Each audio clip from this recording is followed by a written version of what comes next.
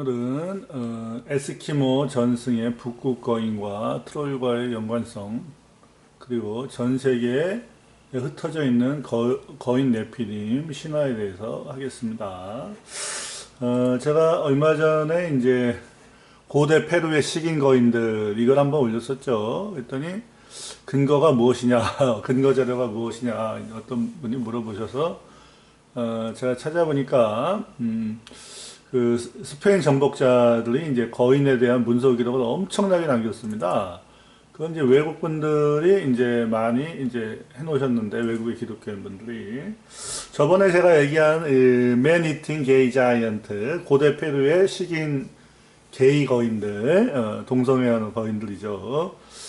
그 자료가 어디에 있냐면, 이제 그 스페인 정복자 중에 페드로 시에자 데 레온이라는 사람이 이제 연대기 작가면서 이제 콩키스타도르인데, 이 사람이 페루 연대기 1553년에 쓴 페루 연대기에 이 얘기가 나오고, 그 다음에 잉카 제국의 이제 왕족의 이제 어떤 왕족에 대한 이제 주석, 주에서 거기에 보면 이제 1장 11절에 나온다. 그리고 또 여기 말고도 많이 나온답니다. 그래서 제가 쭉 찾아보니까 스페인 정복자들이 이제 엄청나게 많은 책을 썼죠. 일지를 썼죠. 그래서 뭐 굉장히 많습니다. 수십 명인데 이 사람들이 이제 쓴 것 중에 이제 짧게 쓴 것도 있고 길게 쓴 것도 있고, 그래서 레지날도니 뭐 안토니온 이런 사람들 이거 또 이제 제가 이제 쭉 다 이제 읽어드리겠습니다. 그래서 문서 자료를 많이 찾았어요, 제가. 그래서 스페인 정복자들의 거인에 대한 문서 기록들 이걸 좀 나중에 하고, 그 다음에 요거 그거를 하다가 어떤 걸 알게 됐냐면, 이제 역사 기록 속의 거인 네피림 자료를 알게 됐죠.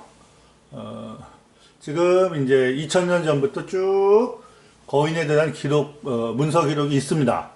그러니까 스페인 정복자의 거인에 대한 문서 기록 말고 역사 기록 속에 다른 뭐 유럽이라든가 뭐 다른 나라에서의 어떤 거인 네피림 자료를 또 찾았죠.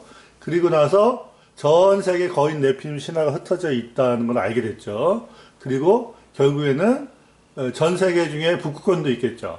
북극권에 이제 거인 네피림의 자료가 나왔죠. 그 신화가. 그러니까 아하, 알류산 열도에 네피림 그 무덤이 있죠. 그 아투 섬하고 키스카 섬 사이에 세미아 섬에서 발견됐다는 거죠. 1943년에. 다 연관이 되는 거죠.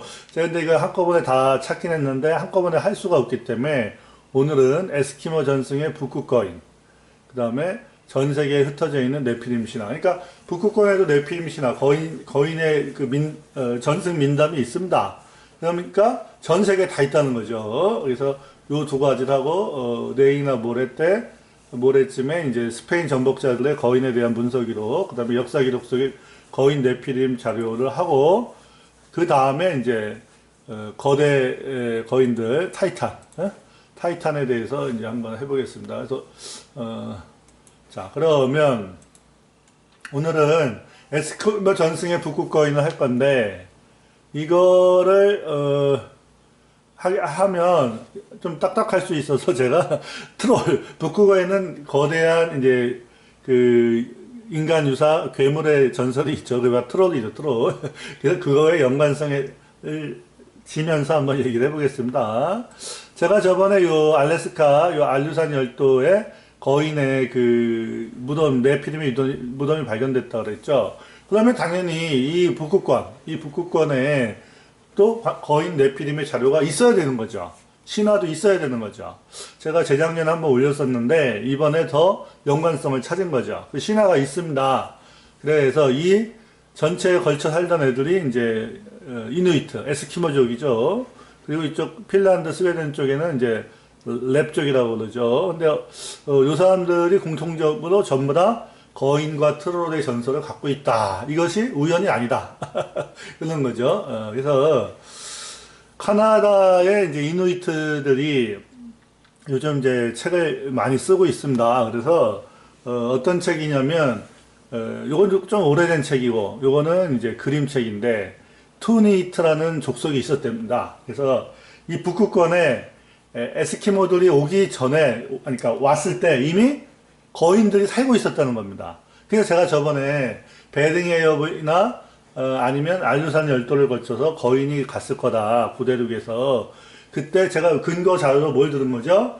몽골로이드가, 인디안들이 베닝지아를 거쳐서 여기로 여기 위스콘신 빙하의 틈을 따라서 내려갔다, 뭐 이런 그 일반 학계의 주장이 있잖아요. 그래서 그 주장의 근거로 그러면 그 이전에 거인도 한번 갔을 거다. 제가 그런 얘기했죠. 아틀란티스 대서양 건너지 않고. 그래서 이제 그러면 여기에도 거인들이 이미 인디안들이 진출하기 전에 이미 있었다는 거죠. 그래서 제가 주장하고 싶은 거는 고대사를 다시 써야 되는데 외계인이라든가 진화론이 맞는 게 아니라 먼저 거인들이 전 세계에 흩어지면서 문명의 토대를 쌓았다는 거죠. 거석으로, 메갈라이스로. 그런데 그거 북극권에도 그렇게 돼 있다는 거죠. 그게. 그래서 저는 이제 그 주장을 좀 하고 싶은 겁니다. 근데 일관되게 전 세계에서 거인의 그 전승 민담이 있는 거죠. 홍수도 그렇고, 그 다음에 용도 그렇고, 그 다음에 이제 처녀를 인신공양하는 것도 그렇고, 전 세계에 그런 동일한 그 설화라든가 민담, 신화가 있다는 건 무엇일까요? 바로 고대에 진짜 실체가 있었다는 거죠. 근데 북극권도 예외가 아니죠. 그래서 이 투네이트라고, 그래서 에스키모들이 이누이트죠. 자기네 말로는 이누이트들이 자기네들이 먼저 간 게 아니라 자기네들 먼저 투니트족이 있었다는 거죠. 투니트족은 거인족 중에 좀 우호적인 거인족이죠. 아주 거대하진 않고 한 두세 배밖에 안 큰데 얘네들이 그래도 이누이트한테 우호적인 거인족이 먼저 살고 있었다는 거죠. 그래서 여기 보면 투니트라고 그래서 레이첼과 숀, 퀴트 슈알릭이라는 사람들이 쓴 거죠. 이 그림은 이제 숀 빙엄이라는 사람이 쓰고, 아마 이 사람들이 원주민 에스키모들일 겁니다. 그 사람들도 영어를 쓰니까. 그리고 이건 옛날 책인데 로버트 맥기라는 분이 쓴 책이죠. 그래서 에스키모가 오기 전에, 그렇죠, 북극권에 오기 전에 이미 거기 살고 있던 거인족 중에 좀 우호적인 애들을 투니트족이라고 했다, 이런 얘기가 있습니다. 그래서 투니트족이 에스키모들하고 이렇게 조우하는 장면이죠. 그렇죠, 거인들이 만나는 장면이고, 최후의 투니크가 시울루크라는 그 거인이 있었답니다. 이런 이야기들, 그러니까 에스키모의 이야기들을 요즘 에스키모인들이 그림이나 책으로 이렇게 자꾸 얘기하는 거죠. 거기에 뭔가 고대사의 실마리가 있는 거죠. 그래서 해표라고 그러죠. 왈루스, 바다코끼리인데 얘가 무지하게 큰데 이 투니트족들은 어깨에다가 짊어지고 다녔답니다. 이 엄청나게 몇 톤짜리를 어깨에다 짊어지고 다녔다는 거죠. 왈루스의 실제 크기가 이거보다 약간 더 큰데 엄청나게 크죠. 이거 몇 톤 되는 거를 갖다가 어깨에다 짊어지고 다니는 거죠. 이 누구죠? 이 해표 왈루스 바다코끼리 말고 코끼리 바다 물범 물범 얘가 있죠. 엘리펀트 실 조금 다른데 얘가 약간 더 커요. 어찌됐건 이 왈루스하고 엘리펀트 실이 얘는 이제 바다 표범의 일종인데 바다 표범 중에 제일 큰 놈인데 이놈도 하도 커갖고 코끼리 바다 표범이라고 하죠. 이놈은 바다 코끼리라고 그러고, 그래서 이 바다 코끼리가 코끼리 바다 표범보다 조금 작은데 어찌됐건 이렇게 보면 무지하게 크죠. 이거를 이 북극권의 거인들은 사냥해갖고 어깨에다 메고 다녔다. 그래서 에스키모인들이 이걸 전하고 있죠. 자기네들 전승 민담에서. 그래서 이러면 이제 에스키모는 이렇게 카약을 타고 이렇게 해표 왈루스를 이제 사냥을 했는데, 하도 크니까 어떻게 해요? 일반인들은 옆에 카약 옆에다 묶고 아니면 카약 여러 대가 갖고 이렇게 갖고 오죠. 그런데 이 거인족들은, 북극권의 거인들은 그러지 않고 그냥 어깨에다 메고 오는 거죠. 이 크기 비교하라고 제가 그림 그려놨습니다. 그림 좀 삽입했습니다.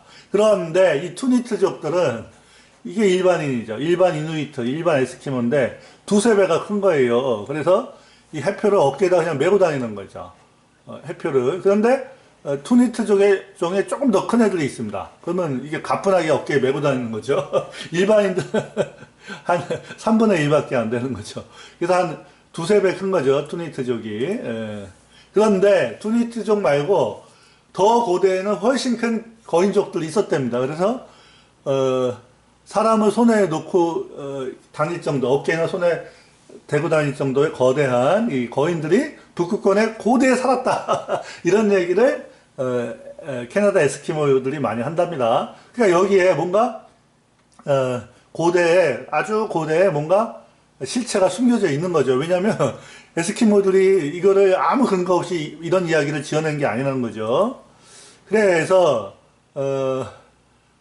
이 릴 크리스토퍼라는 분이 북극권의 거인들, 아틱 자이언트에 대해서 이렇게 책을 저술했습니다. 그래서 일반 에스키모가 쬐끔하죠. 그런데 굉장히 거대한 거인들이 에스키모들이 북극권에 도착하기 전에 베링해협이라든가 카나다라든가 시베리아나 저쪽 레플란드나 이런 어디 가기 전에 이미 북극권에 거인들이 있었다는 거죠. 전 세계 우리나라 그러니까 온대지방 문명이 발달한 온대지방도 마찬가지지만 북극권조차도 고대의 네피림들이 진출해서 문명의 토대를 쌓았다는 거죠.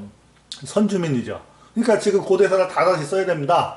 지금 세계사, 고대사, 오래된 지구 역사 다 다시 써야 돼요. 이게 진화론에 입각해서 만든 건데 그렇지가 않습니다. 그래서 이 아틱 자이언트라는 이 책에는 29개의 이제 북극권 거인에 대한 이야기, 아주 오래된 이야기를 이 사람이 체록을 해서 릴 크리스토퍼가 체록을 해갖고 다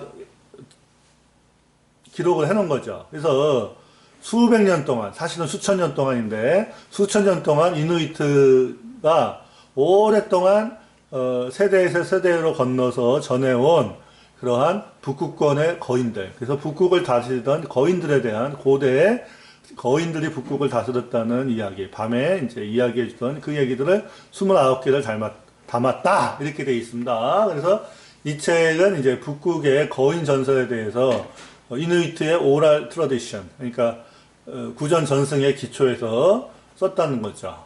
그죠? 그리고 이 책 말고 또 어떤 책이 있냐면 그러한 거인 중에 제일 큰 거인이 누구였냐면 바로 이누파크였습니다.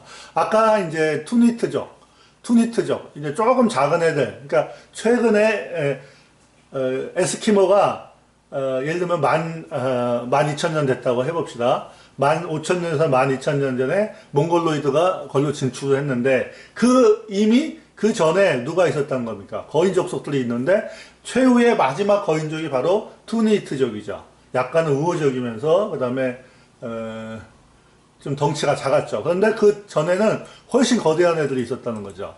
그 중에서도 제일 큰 애가 바로 누구냐면 이녹팍이네요. 이녹팍. 이녹팍이라는 거대한 거인이 있었다는 거죠. 그래서 혹등고래라든가 엄청, 그러니까 왈루스보다 바다코끼리보다 훨씬 거대한 이 고래를 사냥하는 거죠. 우리나라에서 이제 선사시대 원주민들이 이제 고래 사냥하려고 이렇게 쭉 어디에요? 일본 열도와 쿠릴 열도와 알루산 열도 따라가는 흔적은 있죠. 있는데 그건 아무것도 아닌 거죠. 고대에 더 훨씬 고대에는 굉장히 거대한 거인들이 이 고래를 그냥 낚시하듯이 낚았다는 거죠. 그래서 이러한 이야기들이 그 넓은 북극권 전체 이야기가 퍼져 있다는 겁니다. 그러니까 뭔가 있다는 거죠, 이게. 그래서 그리고 아주 고대에는 더 컸다는 얘기죠. 사람을 어깨에다 메고 다닐 정도로요.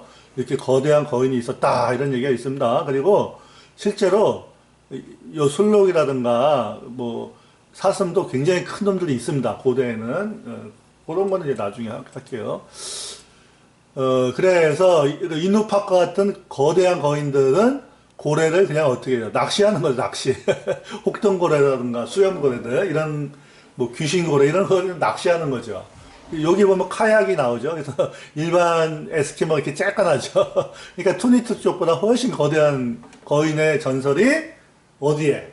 북극권에 공통적으로 전해지고 있다 이겁니다. 그래서 이 거대한 거인들은 일반 에스키모들이 이렇게 쬐깐한 거죠. 그렇죠? 아까 투니트족은 겨우 2배에서 3배 큰데 이 훨씬 거대한 거인들이 있었다는 거죠. 그래서 얘네들은 뭘 했다는 겁니까? 고래를 낚시해서 먹었다 이거죠. 그래서 그런데 그 당시에는 이 고래도 훨씬 더 큰 고래가 있었을 겁니다. 그리고 이 에스키모의 전설 중에 북극곰도, 그러니까 흰곰이죠. 굉장히 큰 놈이 있었다는 겁니다. 이것도 아마 화석이 발견될 겁니다. 아직 조금 더 큰 건 발견됐는데 이렇게까지 큰 건 발견이 안 됐죠. 아직 유골이. 어찌됐건 고대의 동물들이 무지하게 컸죠. 북극권에서도. 이 맘모스도 엄청 컸잖아요.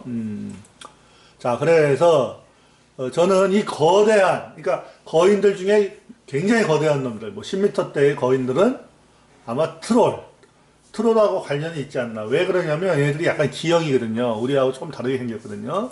그래서 얘네들이 이제 자기네들 맞게 이제 어떤 옷이나 이런 거를 해 입었을 때 일반인들이 볼 때는 이제 거의 뭐 괴물처럼 보였겠죠. 그래서 사람을 사냥해 갖고 이렇게 다니던 거인에 대해서 에스키모가 그린 겁니다. 자기네들의 어떤 그 조상의 전승 민담을 따라서 에스키모인들이 이누이트가 이 그림을 그린 겁니다.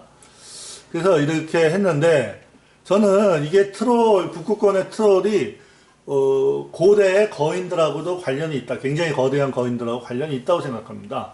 그리고 거인이 아니더라도 스노우맨, 예티라 그래서 추운 데서 사는 거대 유인원이 있잖아요. 그렇죠? 예를 들면 이게 1953년에 이제 에베레스트를 등반하던 에릭 쉽턴이라는 등반가, 유명한 사람이죠. 이 사람이 이제 히말라야 예티, 그렇죠? 거대한 유인원의 발자국을 발견했죠. 그렇죠? 그렇기 때문에 이 거인이라든가 거대 유인원이 북극권에 얼마든지 살 수가 있는 겁니다. 그렇죠? 이게 이제 그런 것을 이제 목격담을 토대로 그림을 그린 거죠. 그래서 이 거대한, 아주 거대하거나 아니면, 기형적으로 생긴, 디폼된 그 거인들, 덩치는 크지 않더라도 이런 것들로 말미암아서 트롤의 전설이 생겼다는 거죠. 아주 거대한 그 거인이라든가 디폼된 이렇게 팔다리나 얼굴이 기형인 이제 거인들이 있거든요. 북극권에. 그것이 바로 이 트롤의 전설을 만들었다고 저는 생각합니다. 트롤이라는 게 이제 뭐 노르웨이나 덴마크나 뭐 어디 가나 북극권에 다 있거든요. 이게 에스키모도 트롤의 전설이 있습니다. 그래서는 이거는 분명히 거대한 거인들, 그러니까 조그만 거인들, 보통 이제 두세 배 큰 거인들 말고 훨씬 거대한 거인들이 트롤의 전설을 만들어내지 않았나 이런 생각을 해보는 거죠. 왜냐하면 오늘은 전 세계에 흩어져 있는 거인 신화에 대한 얘기를 하는 거니까. 그 중에 대표적으로 이누이트족, 그렇죠? 북극권의 이제 거인 전설에 대해서 하다 보니까 이거 트롤하고도 상관이 있네 이런 생각이 드는 거죠. 그래서 트롤을 고대인이 만났을 때, 현대인이 만났을 때 이제 이런 얘기, 목격담들이 있습니다. 이 트롤이죠, 트롤. 이게 트롤이죠. 트롤도 머리가 두세 개짜리가 있어요. 그러면 거인이 옛날에 어딥니까? 미국에, 그죠? 알러킨 인디안의 그 전설에 보면 머리 두 개짜리 거인이 있었거든요. 그래서 저는 이 트롤의 전설도 뭔가 아예 그냥 근거 없는 헛된 상상은 아니다. 뭔가 과거의 실체가 과장되고 부풀려져 갖고 지금 현대에 좀 남아있는 게 아닌가 그런 생각이 드는 거죠. 그래서 어찌됐건 북극권에 뭐 거인의 전설은 전 세계적으로 있습니다. 그게 뭐 이쪽 구대륙의 이제 이누이트나 신대륙의 이누이트 공이 거인 전설, 트롤 전설이 다 있는 거죠. 바이킹 전사들도 이 북극권의 거인에 대한 이야기가 있습니다. 그리고 이제 이게 무슨 영화에 나온 건데 제가 좀 그림이 그럴듯해서 이 정도 되면 이제 사실은 이제 투니트족이죠. 좀 덩치는 작아졌지만 일반인들하고 좀 이렇게 호의적인 거인에 대한 그 이야기죠. 북극권에. 제가 하고 싶은 얘기는 이제 뭐냐면 북극권의 거인의 전설, 굉장히 거대한 거인과 디폼, 그 약간 기형적인 거인들, 그 다음에 덩치가 두세 배밖에 안 큰 거인들, 투니트족이죠. 이런 거인들의 이야기가 공이 퍼져 있고, 실제로 알래스카의 섬들에서, 알래스카 본토에서도, 그 다음에 알래스카, 알루산 열도, 이쪽에서도 실제로 발굴이 됐어요, 유골이. 그런데 이제 스미소니언에서 이제 감추고 있지만, 어찌됐건, 거인의 전설이 전 세계에 흩어져 있는 가운데, 심지어 북극권에도 명확하게 있고, 그 중에서도 가장 큰 거인들의 이야기가 트로로의 전설을 만들어낸 거 아니겠냐는 근거 자료들을 제가 이렇게 보여드리는 거죠. 일단은 이제 에스키모 전승의 북극 거인과 트롤과의 연관성에 대해서 오늘 이만큼 하겠습니다.